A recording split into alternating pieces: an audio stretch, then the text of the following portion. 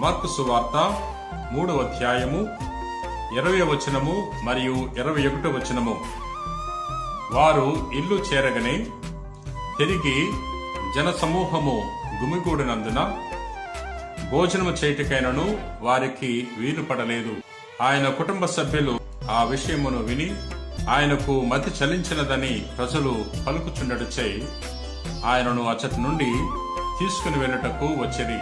ప్రియ సహోదరి సహోదరులారా, యేసు ప్రభు ఒకరోజు సరస్సు తీరమున్నప్పుడు అనేక మంది ప్రజలు ప్రభు చుట్టూ చేరారు. అనేక ప్రాంతాల నుండి, అనేక పట్టణాల నుండి ప్రభు చెంతకు వచ్చి ఉన్నారు. ప్రభు యొక్క బోధన ఆలకించటానికి, ప్రభు చేసే అద్భుతాలను చూడటానికి, ప్రభు నుండి స్వస్థతలు పొందుకోవటానికి విచ్చేసి ఉన్నారు.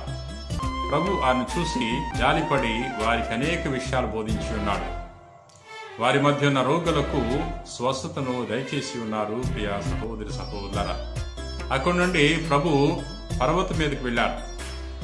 పర్వతం మీద తాను కోరుకున్న వారిని 12 మంది శిష్యులుగా నియమించి ఉన్నారు. తన శిష్యులతో ప్రభు గృహము చేరినప్పుడు తన ఇంటి వద్ద కూడా అనేక మంది ప్రజలు ప్రభు కోసం ఎదురు చూస్తున్నారు.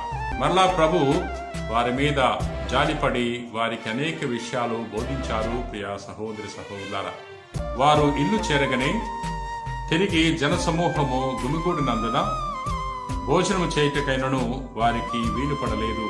తండ్రి చిత్తము నెరవేర్చటమే యేసు ప్రభువుకి పరమానందము. ప్రియ సహోదరి సహోదరులారా, ప్రభు ఎప్పుడు కూడా మరి ప్రజలకు ఈ సమయంలో రావాలి, ఈ సమయంలో రాకూడదు, నేను సెలవు తీర్చుకుంటున్నాను అని ఏనాడు కూడా ప్రజలను పంపివేయలేదు. ఎవరైతే ఆయన చెంతకు వచ్చారో వారందరికీ ప్రభు పరిచయం చేశాడు. వారందరికీ ఓపికతో ఆయన బోధించి ఉన్నాడు. వారందరి యొక్క రోగాలను ప్రభు నయం చేసి ఉన్నాడు. ప్రియ సహోదరి సహోదరులారా, మనం చూస్తున్నాం బాలయేసు ప్రభు యెరూషలేము దేవాలయములో తప్పిపోయినప్పుడు ఆయన దేవాలయములో వేద బోధకులతో, వేద పండితులతో చర్చించడం మరి యేసేపులు చూసి ఆశ్చర్యపోయారు. మరియమ్మ గారు మరి బాలయేసును ప్రశ్నిస్తున్నారు, కుమారా, ఎందుకు ఇలా చేశావు? మేమెంతో కలత చెందాం అన్నప్పుడు ప్రభు తెలియజేస్తున్నాడు, మీకు తెలియదా, నేను నా యొక్క తండ్రి చిత్తాన్ని నెరవేర్చాలని పలికి ఉన్నాడు. ప్రియ సహోదరి సహోదరులారా, అంటే ప్రభు ఏం చేయాలో ఆయనకు ఖచ్చితంగా తెలుసు. మనం కూడా మరి తండ్రి చిత్తాన్ని నెరవేర్చడానికి ఎప్పుడు కూడా మనము వెనకంజ వేయకూడదు. మనము సాధారణంగా పనిచేసేటప్పుడు పని వేళల్లో మాత్రమే పనిచేస్తూ ఉంటాం. ఆఫీస్ టైంలో మాత్రమే ఆ విషయాలను మనము పట్టించుకుంటూ ఉంటాం, చేస్తూ ఉంటాం. తర్వాత ఆ పనులను చేయటానికి అంత ఆసక్తి చూపం. కానీ దేవుని పని చేయవలసి వచ్చినప్పుడు మనము సమయము ఎంతైనా వెచ్చించటానికి వెనకంజ వేయకూడదు. ప్రియ సహోదరి సహోదరులారా, యేసు ప్రభు తన చెంతకు మనం వెళ్ళినప్పుడు ఎప్పుడు కూడా మనలను తిరస్కరించడు, మనల్ని పంపివేయడు.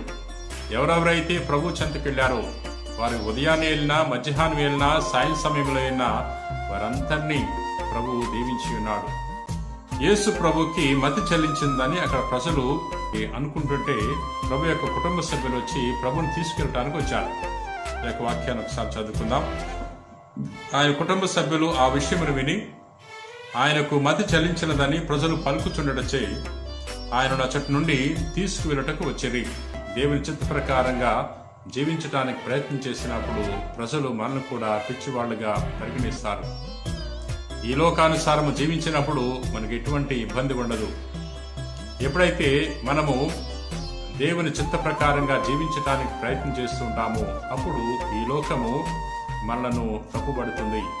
ఈ లోకం మనలను పిచ్చివారిగా పరిగణిస్తుంది. ప్రియ సహోదరి సహోదరులారా, కానీ మనము ప్రభు కొరకు పిచ్చివాళ్ళవటానికి, ప్రభు కొరకు పిచ్చివాళ్లుగా పరిగణింపబడటానికి మనం ఏమాత్రం కూడా వెనకంజ వేయకూడదు. ఎందుకంటే ప్రభు తెలియజేస్తున్నాడు. మత్తయి సువార్త 5వ అధ్యాయము 11వ వచనంలో ఈ విధంగా తెలియజేస్తున్నాడు, ప్రజలు మేము అవమానించినప్పుడు, నిందారోపణ చేసినప్పుడు మీరు ధన్యులు, మీరు ఆనందపడు, మహానందపడు అంటున్నాడు. ప్రజలు తప్పకుండా మనం వ్యతిరేకిస్తారు. ఎప్పుడైతే ప్రభు యొక్క చిత్త ప్రకారంగా జీవిస్తామో మనకు ప్రజా వ్యతిరేకత ఉంటుంది. ప్రియ సహోదరి సహోదరులారా, పునీత డాన్ బోస్కో గారిని పిచ్చివాడిగా పరిగణించారు. ఆయన యువతను బాగు చేయాలని, యువతను ఆధ్యాత్మిక చింతనలో నడిపించాలని, యువతకు బంగారు భవిష్యత్తు కల్పించాలని ఎంతగానో కృషి చేశాడు.